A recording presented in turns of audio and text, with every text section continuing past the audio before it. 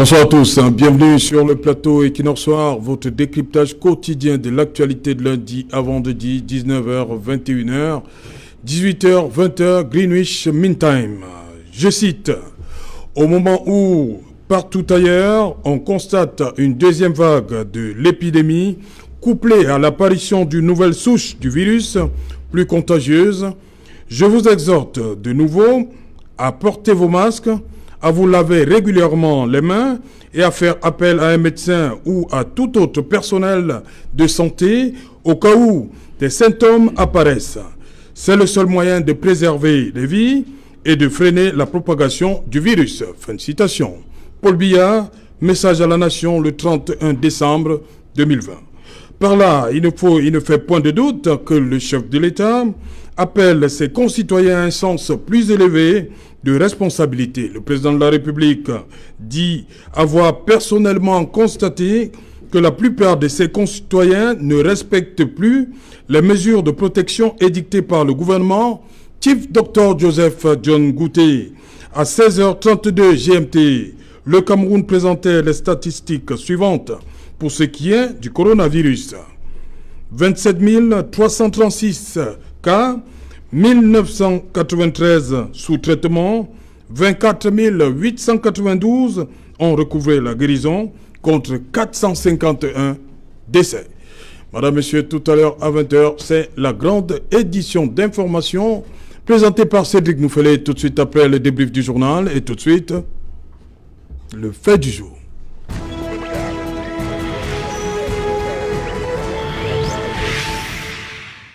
Covid-19 et deuxième vague de contamination dans l'indifférence totale.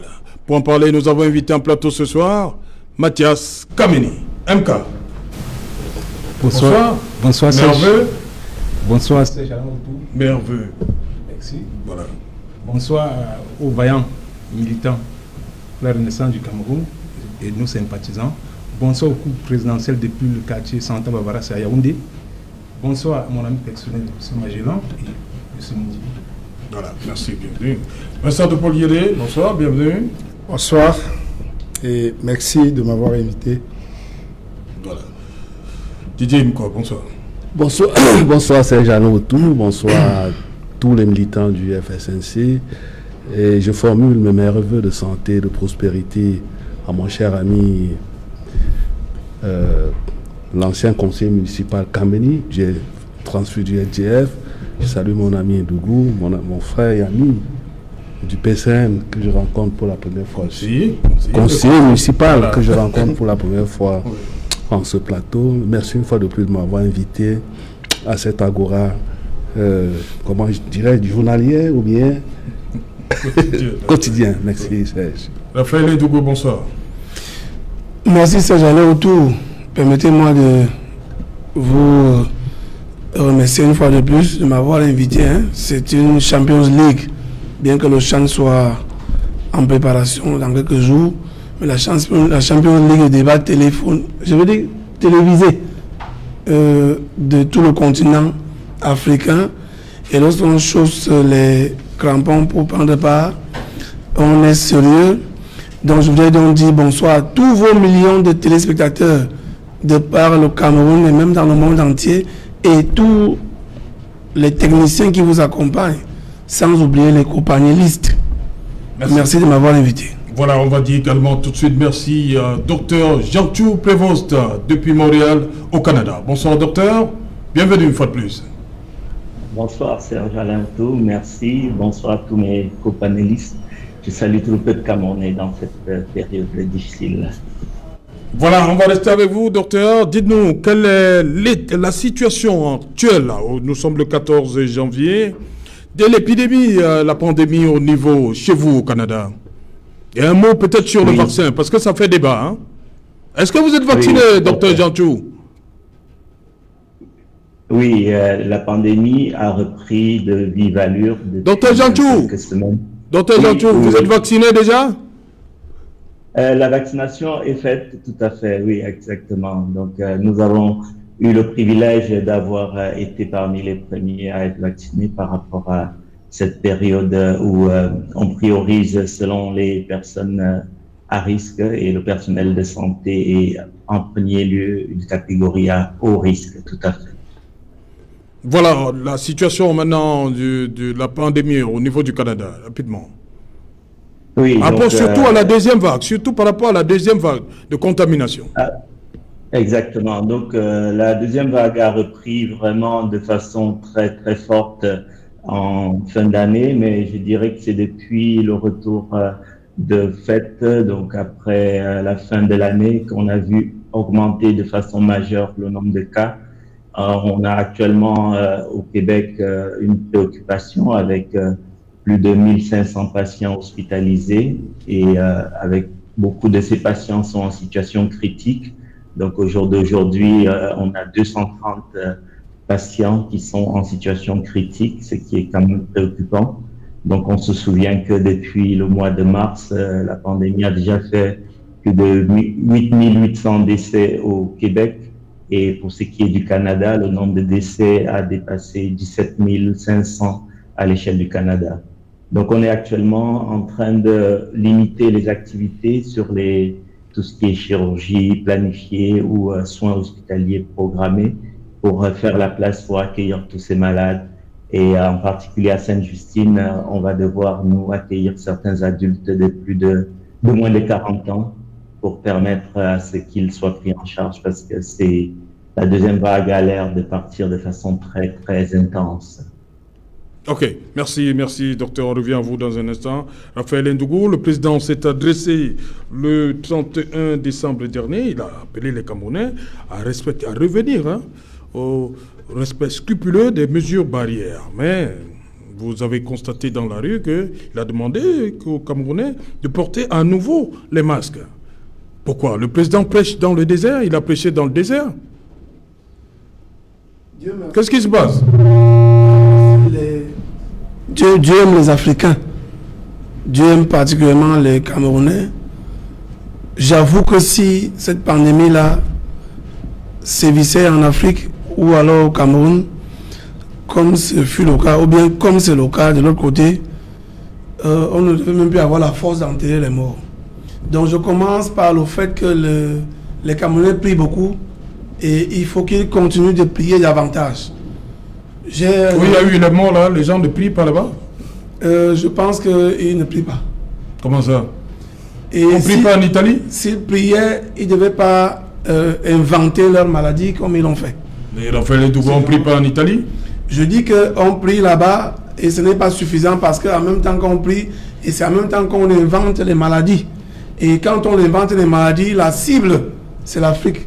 Et l'Afrique, donc, il trouve que dans la prière des Africains, il y a justement cette tradition sur laquelle les Africains sont encore accrochés. Si j'ai évoqué l'aspect prière, je voudrais dire que je suis en accord et je suis totalement d'accord avec le président de la République qui demande qu'on continue de porter les masques et laver les mains. Régulièrement. Parce que si cette affaire arrivait ici, je vous assure, quand on circule au quotidien, quand on marche dans nos rues, on dit qu'est-ce que Dieu aime l'Afrique. Je dis n'importe quoi, retrouvons nos marchés ou à l'Okafoun de Kouti. Voyons comment on circule là. Parce que les administrations peuvent se battre, bon Dieu, dans les administrations, on se bat, on met des lave-mains, on met quand même des mécanismes pour lutter contre cette affaire, pour balayer la route. Mais maintenant, au quotidien, qu'est-ce que nous faisons? Quand j'ai dit de Kouti, j'ai bien voulu évoquer des endroits où nous allons souvent prendre Kinbien et tout ce que vous imaginez. On n'a pas de respect là-bas, parlant de la distanciation sociale. De rien du tout. D'ailleurs, personne ne porte cela, le masque. Même autrefois, quand on avait d'abord interdit, ou on avait demandé la fermeture des bars, on voyait quand même devant les bars, on pouvait laver les mains. Actuellement, ça n'existe même plus. La question, c'est de savoir, est-ce qu'il va falloir continuer à marcher derrière chaque Camerounais? Je n'ai pas envie de faire un petit test de son masque là. Mais moi, j'ai mon masque dans la poche de ma veste.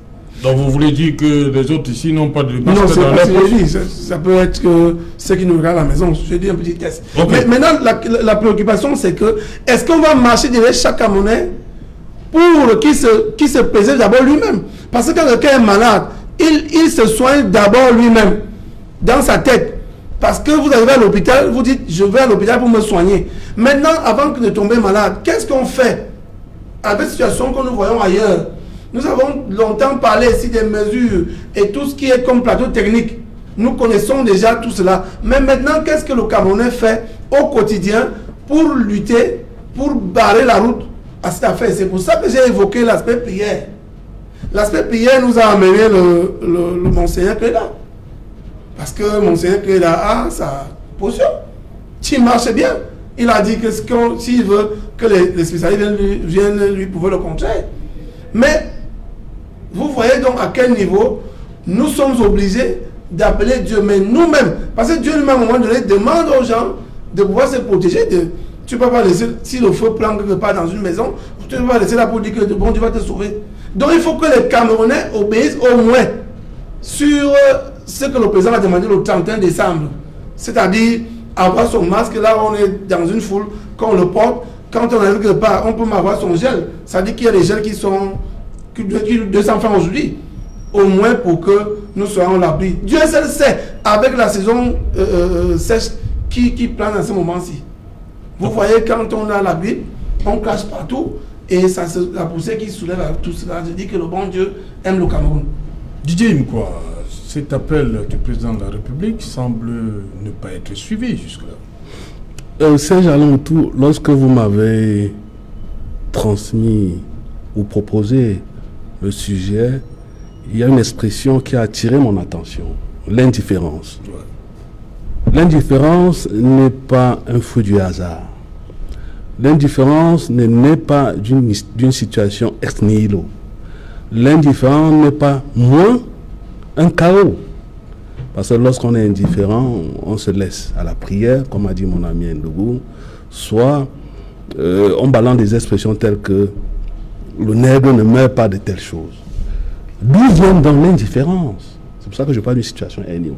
L'indifférence vient du fait que la pandémie, qui est une épidémie internationale, est un sujet clivant, très très clivant.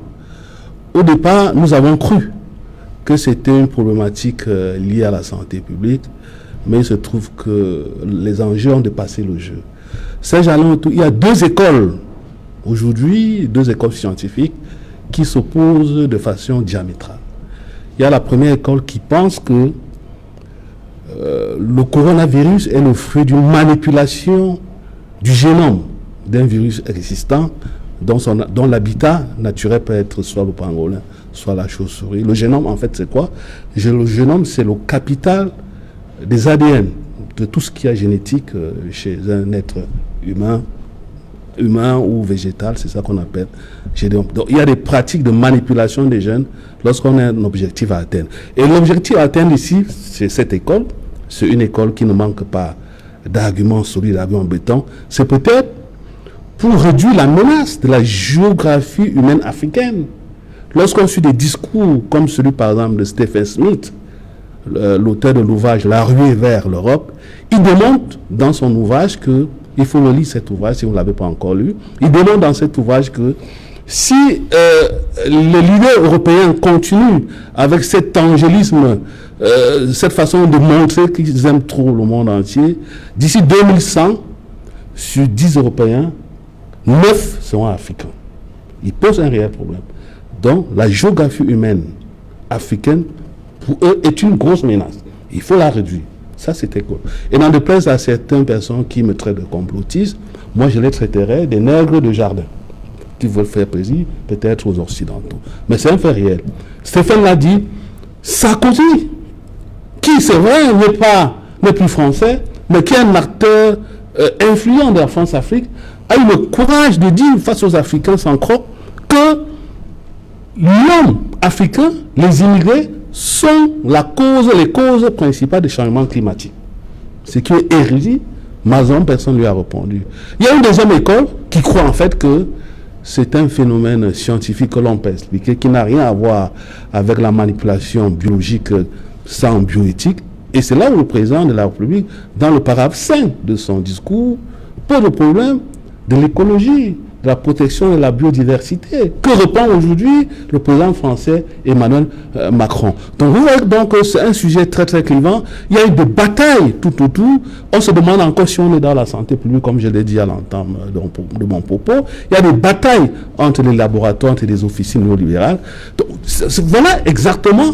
Et à notre niveau, pardon, je ne vais pas sortir, à notre niveau, le sujet est encore plus clivant parce que c'est devenu une problématique politique.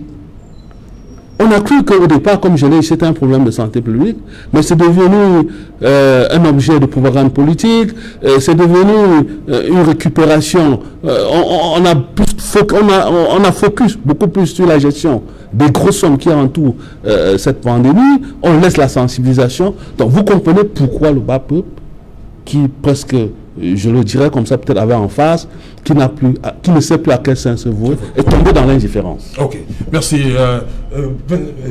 Mathias Kameni, pour vous, lorsque vous regardez parcourir les rues de Douala, vous sentez cette indifférence-là, alors qu'on parle de deuxième vague de contamination. C'est comme si les gens n'étaient pas au courant de ce qui se passe par rapport à cette deuxième vague de contamination. Qu'est-ce qui justifie cette indifférence, à votre avis? Monsieur Sejalin, c'est effectivement parce que les mesures, les vraies mesures, n'ont pas été prises dès le début de cette pandémie. Alors, le régime de Yaoundé avait minimisé au départ et n'ont pas mesuré les risques que les populations pouvaient endurer après. Et aujourd'hui, je pense qu'ils constatent, et je suis sûr, que la situation devient de plus en plus difficile et que ça sera plus facile à maîtriser. Parce que M. Sejalin fait une sortie et puis dit, voilà, continuez à respecter les mesures barrières, mettez vos cachets, ça ne suffit pas. Regardez, dans d'autres cieux, nous avons observé, on a vu que les vraies mesures ont été prises. C'est-à-dire que l'État avait déployé les moyens pour assister ces populations. Mais je peux même dire que cette situation conforte même le régime. Parce qu'en réalité, lorsque vous trouvez un régime amorphe, qui se retrouve dans l'incapacité de servir son peuple, alors il se retrouve obligé même de se cacher derrière cette pandémie, parce qu'aujourd'hui, vous ne pouvez plus rien leur demander. Dès que vous ouvrez la bouille, ils vous disent seulement non, Corona est venu tout déjouer nos plans. En réalité, ça les conforte. Sinon, expliquez-nous, comment est-ce que le régime de Yaoundé avait pris tous les risques d'ouvrir les bars où tout le monde sait que c'était des milieux qui étaient de plus en plus dangereux pour les contaminations. Alors, avant qu'ils ne prennent ces décisions, quelles mesures ils avaient prises? Rien du tout. Non, en réalité, c'est une situation qui devient de plus en plus compliquée pour le régime. Et mon parti a été le premier parti à attirer leur attention concernant cette pandémie. De dire, prenez des dispositions compte tenu de ce qui se passe ailleurs. Ailleurs, donc, ils ont même les moyens de faire face, mais qui à l'époque était KO. Le mouvement pour la renaissance du Cameroun avait pris les dispositions de dire au régime de Yaoundé, prenez cette affaire au sérieux. Et nous avait plutôt tensé des antipatriotes et de quoi je ne sais. Mais aujourd'hui, ça les rattrape, ce Sejalin. Lorsque il s'était même permis à un moment donné, parce qu'il ne faut pas seulement dire, voilà, mettez vos cache-nez et observez les mesures barrières. Le tel cache-nez, ils avaient même commencé par vendre la pièce à 1000 francs. Imaginez. Ils avaient dit que la SICAM devait produire des cache-nez et que ça devait coûter 1000 francs. Je l'avais bien entendu. Alors imaginez-vous. Un parent. Votre camarade qui voulait être maire à Bamidjoula. J'espère qu'il n'est pas de l'État. Hein. Imaginez-vous. Il a fabriqué les gels.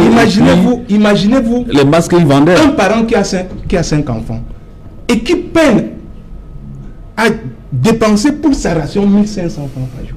Mais qui a 5 enfants qui vont à l'école et qui faut 5 cache-nez et qu'il faut l'acheter à 1000 francs. Non, on oblige les gens à avoir le cachet ici comme Mathias Kabini. Mais attendez le départ. Mais le départ, effectivement, c'est justement ce qu'on doit. On n'a pas obligé les Camerounais. C'est justement pourquoi je vous dis que. Il a un camarade qui vit à Douala, mais qui voulait être mis à Bamandjou. C'est justement qui a fabriqué des gels et des masques et qui les vendait. Ce gouvernement, il n'est pas du gouvernement. Ils agissent un peu comme des femelles. Et c'est même des femelles.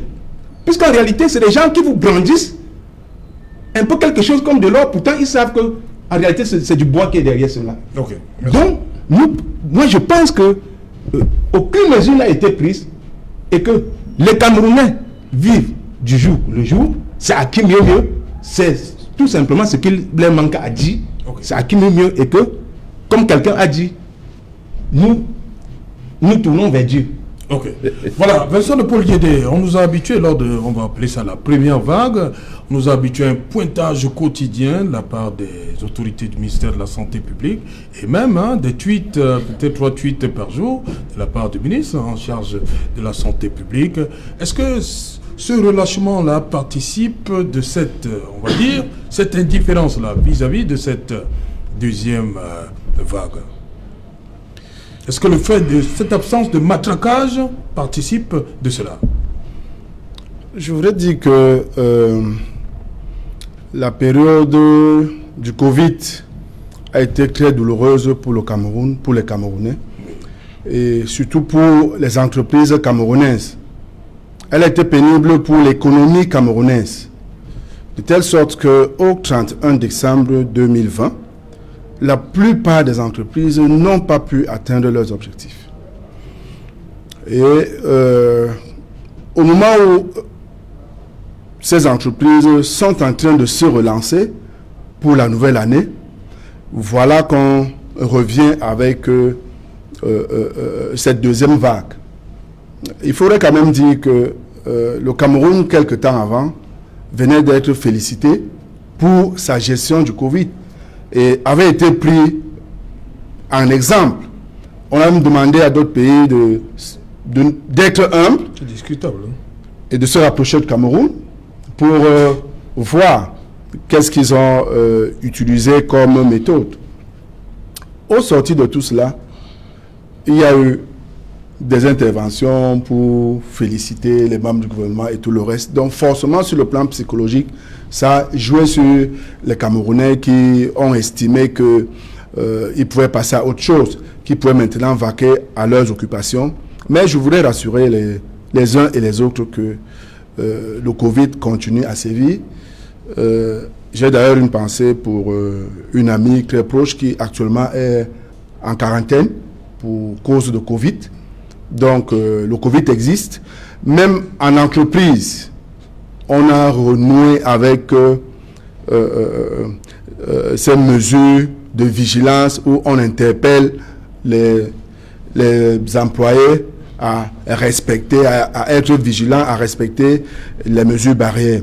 Donc je voudrais dire que cette indifférence peut s'expliquer par tout ce dont on parle là. Et d'ailleurs, on se rend compte que le gouvernement même est passé à autre chose. Le gouvernement est maintenant en train de combattre son propre ministre de la Santé.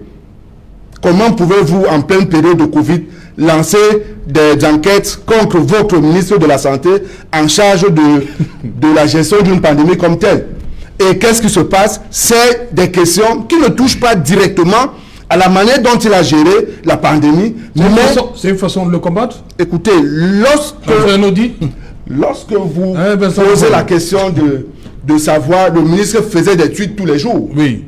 C'est parce qu'il y a l'audit qui ne fait plus de tweets. On le combat. Nous observons juste ce qui se passe. Non, les Camerounais veulent être informés des chiffres. Mais ce n'est pas nous qui donnons l'information ici. Oui. Nous venons juste analyser une situation que nous vivons. Lorsqu'on vient interroger un ministre sur la gestion des sacs de riz pendant la période de Covid, lorsqu'on nous parle d'une deuxième vague, le chef de l'État dit reprenez avec les mesures barrières, respectez toutes les mesures de distanciation. C'est à ce moment-là que le ministre qui est en charge de la gestion de cette pandémie est plutôt sous les chaumières. Parce que là, il doit rendre compte sur qui est-ce qu'il a donné ces sacs de et d'apporter les décharges de tous ces différents responsables. Vous comprenez très bien que le gouvernement lui-même n'est plus dans la lutte contre le Covid. Il est passé à autre chose. Voilà. Non. Bêtement.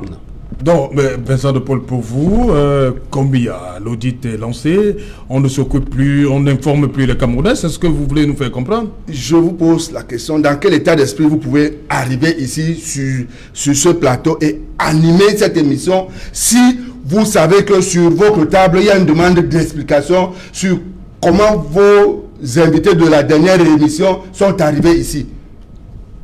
Je vous pose la question, dans quel état d'esprit est-ce que vous serez? Vous croyez que ça n'arrive pas souvent? Je voudrais tout simplement dire qu'on peut comprendre que le gouvernement lui-même, Oui. aujourd'hui, estime qu'il vaudrait mieux qu'il passe à autre chose, que la pandémie a été maîtrisée, Oui. et qu'il sait comment est-ce qu'il doit la juguler. Ok. Moi, je crois que... Prévost Djanchou, vous êtes sûrement, vous savez ce qui se passe au Cameroun. Le président a demandé aux Camerounais, lors de son discours à la nation le 31 décembre dernier, de reprendre avec ces mesures-là édictées par le gouvernement le 17 mars 2020. Mais lorsque nous parcourons nos rues, le masque, ça donne plutôt une autre impression, hein? Celui qui arbore le masque est plutôt regardé d'une certaine façon. Pour vous, ce relâchement est dû à quoi? Oui, c'est un constat qui est effectivement dû à deux choses. La première chose, c'est le sentiment que le peuple camerounais a par rapport à ce virus qui, dans la première vague, n'a pas touché toutes les tranches de la population avec la même sévérité. Donc, dans cette première phase de épidémie au Cameroun, on a eu beaucoup de personnes qui ont été atteintes. Je rends un hommage en particulier au corps médical qui a perdu beaucoup de leurs membres. Et dans la population générale, le citoyen lambda, il y a eu quelques cas de personnes qui ont eu des formes sévères, mais parmi tous les gens qui n'ont pas été atteints, on a le sentiment qu'ils ne voient pas ceci comme étant un virus sévère, ce qui est une erreur. Donc, je pense que la première chose, c'est la perception du risque de ce virus qui est pas la même qu'on ait ou pas été en contact avec des personnes malades. Et on doit réitérer le fait que c'est quelque chose qui passe aussi par la communication. Et c'est là mon deuxième point, parce que mon deuxième point, c'était de dire le peuple agit aussi par rapport à ce qu'on lui transmet comme message. Et là, je me tourne vers justement les autorités sanitaires qui doivent redoubler encore d'ardeur parce que, comme dans beaucoup de pays, le creux qu'on a observé dans la période d'octobre, novembre, a ensuite été une reprise d'épidémie. Et ce décalage qu'on observe d'un pays à l'autre, c'est assez classique. On l'a vu déjà en première vague, le Cameroun n'était pas atteint au même moment que la France, et la France n'était pas atteinte au même moment que le Canada. Donc, il faut vraiment dire aux populations que même s'il y a eu cette petite accalmie, la deuxième vague qui vient, surtout avec aussi, c'était aussi un troisième élément majeur, le fait qu'il y a un variant qui a une contagiosité plus importante. Et on voit, notamment, je discutais avec des collègues en Afrique du Sud, on voit la sévérité qui se rapproche de ce qu'on a ici dans nos pays, au Canada ou en Europe. Ici, en Afrique du Sud, on a dépassé le 1 million de cas avec plus de 35 000 décès. Donc, il faut vraiment, vraiment garder beaucoup d'humilité par rapport à ce virus parce que même si dans la première phase, certains ont le sentiment d'avoir été épargnés, que c'était la maladie des Blancs, je mets ça entre guillemets, il faut vraiment se dire que, contrairement à ce que Didier Yimkwa disait, il n'y a pas de conflit derrière, il n'y a pas de complot, il n'y a pas de manipulation. Il est réel, le virus, et beaucoup de Camerounais ont perdu la vie par rapport à ça. Et d'arrêter de véhiculer ce type de message sur le plateau, c'est important. Ok, merci. Raphaël Ndougou, on a vu le 30 avril 2020, le gouvernement annonçait un certain nombre de mesures visant à alléger celles qui avaient été prises le 17 mars, et on a assisté partout à des scènes, on va le dire, certains coins, pas partout, à certains coins du Cameroun, des scènes de joie, les Camerounais étaient contents que, surtout la réouverture des débits de boissons. Est-ce que pour vous, c'est depuis le 30 avril que les Camerounais ont compris que le coronavirus était derrière nous? Non, Serge Alotou, pas du tout. Je crois que pour les Camerounais conscients... Qu'est-ce qui justifiait donc ces scènes de joie-là? Les scènes de joie étaient liées aux plaintes également des mêmes Camerounais. Je suis surpris d'entendre Mathias Kameni dire que le gouvernement n'a pas pris les dispositions et qu'on a réouvert les bars. C'était les mêmes plaintes parce que justement, Vincent Depoïda a indiqué que l'économie, parce que justement, les sociétés brassicoles rentrent dans l'économie. Et donc, le gouvernement, après avoir pris ces mesures-là, suspendre même l'école, a donc vu que peut-être les Camerounais prendront conscience pour voir dans quelle mesure la laisser se dans un SNAP, un exemple, qu'on puisse la mettre dans d'autres, et puis on reste comme nous sommes là. D'ailleurs, vous-même, vous avez tenu des émissions ici avec 2 invités en plateau. Ça veut dire que tout le monde a pris conscience dans l'affaire. Et quand le président revient le 31 décembre, il rappelle aux Camerounais de prendre à nouveau conscience. Parce qu'au-delà de tout, je vous avais dit ici, je suis venu dans 1 ou 2 émissions où je vous ai dit que les recettes de grand-mère, moi je ne m'en sépare pas. Chacun à son niveau. Vous allez continuer à prendre? Je continue jusqu'à présent. Ok, donc rassurez-vous. Dans la deuxième vague là, pour vous, ça... J'ai mon masque pour respecter ce que le président a dit, mais moi j'ai mes potions traditionnelles. Ça, je ne me cache pas.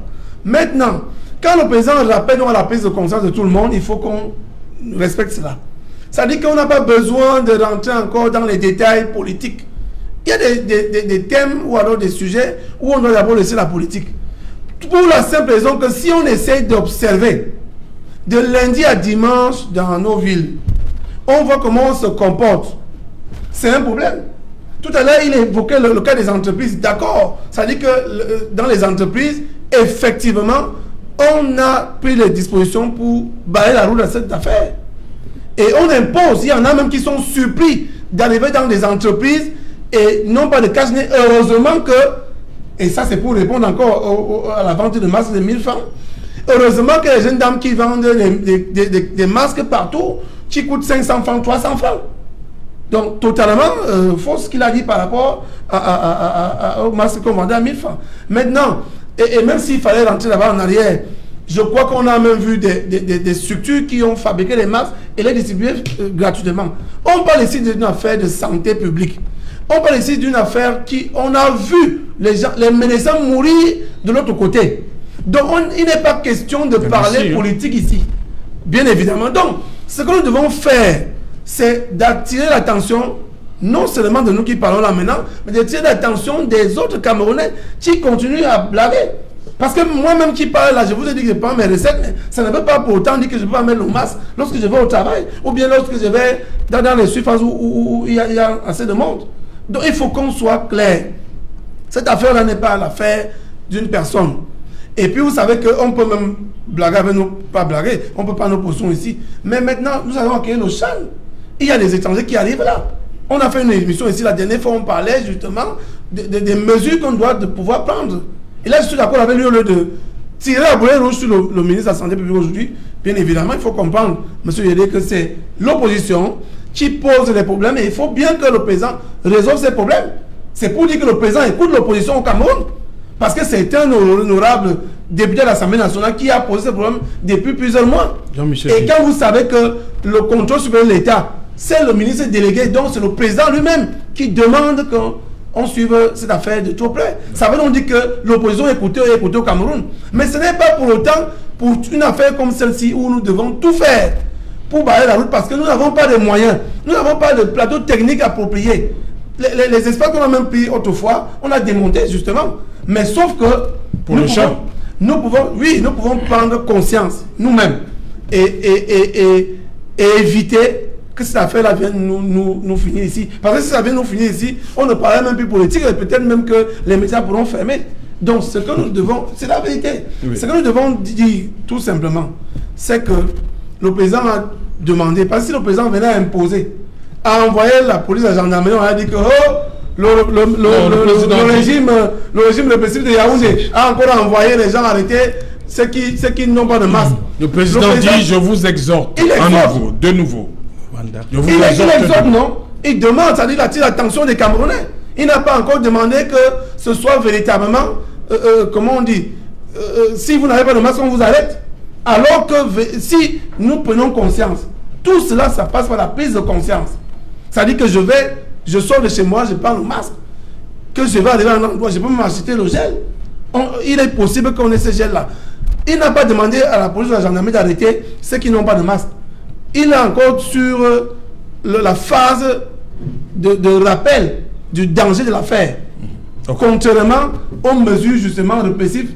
Parce que pour moi, à un moment donné, les Camerounais, nous exagérons quand même chez nous, on ne respecte rien, on s'en fout de tout. Ok. Mathias Kameni, vous voulez parler? Monsieur Ndengou, je ne suis pas d'accord avec vous. C'est l'État qui a la charge de la sécurité de son citoyen. Alors, continuer à respecter les mesures barrières, je dis que ça ne suffit pas. Monsieur Séchanon Outou, la Côte d'Ivoire avait déboursé près de 500 milliards pour soutenir son peuple. Monsieur Bian avait déboursé qu'1 milliard, monsieur Ndougou. Pourtant, notre pays a de l'argent. Souvenez-vous de la canne avortée de 2019, où on avait mis plus de 2000 milliards. Monsieur Ndougou, on pouvait sortir 1000 milliards sur ces 2000 milliards qu'on ne sait pas où c'est passé pour soutenir les Camerounais. Ils ont engagé plusieurs constructions de grands barrages pour dire qu'ils devaient limiter le délestage. Mais il y a des quartiers qui sont suspendus d'électricité en pleine saison pluvieuse, où tout le monde sait que c'est en saison pluvieuse que les eaux montent et puis... Mais vous parlez de quoi? Monsieur Séjalan Outou, c'est eux qui ont promis 300 000 emplois aux jeunes en 2019. Où ils ont fait entrer 300 000 motos. Et c'est ces motos qui portent 3-4 personnes derrière pour propager ce virus. Vous donnez le tort à qui? Vous donnez le tort à qui? C'est eux. Lorsqu'il dit d'observer les mesures barrières, continuer à mettre les cache-nez. Mais monsieur Séjalin, comment va-t-il faire du marché du Carrefour de Koti, du marché Mokolo, du marché central, où parfois vous marchez, vous tamponnez avec quelqu'un? Comment va-t-il faire? L'État a échoué, ils n'ont pas pris de mesures, monsieur. Il s'agit de la vie des Camerounais. Je dis, ils n'ont pris aucune mesure. Alors, la première mesure était même de commencer à empêcher que ces motos surchargent des taxis. Comment on va empêcher? Mais l'État a les moyens. Oui, on avait interdit. Oui, mais l'État peut continuer à interdire. Maintenant, ils ne peuvent plus le faire.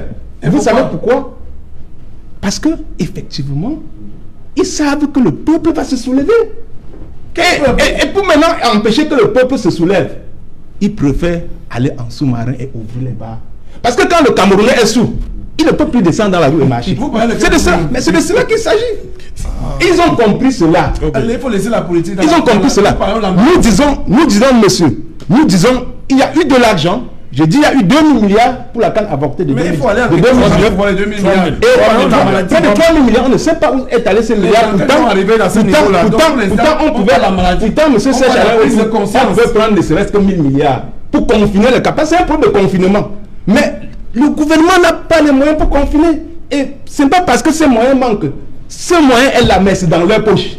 Parce que lorsque vous avez affaire aux gens qui s'en vont même jusqu'à voler le riz même est cassé. Qu'on a donné aux Camerounais dans le confinement, mais ça devient très dangereux. Ok. Ouais, on va permettre. Vincent Paul Yédé, d'abord, oui, rapidement. Il n'est pas long. Allez. Ou bien Didier Imkwa. Oui, je voudrais encore expliquer l'indifférence des Camerounais. Oui. Parce qu'il faut qu'on sorte de la comédie politique. L'indifférence, il y a plusieurs guides de lecture qui peuvent expliquer l'indifférence. Il y a aussi l'autosatisfaction.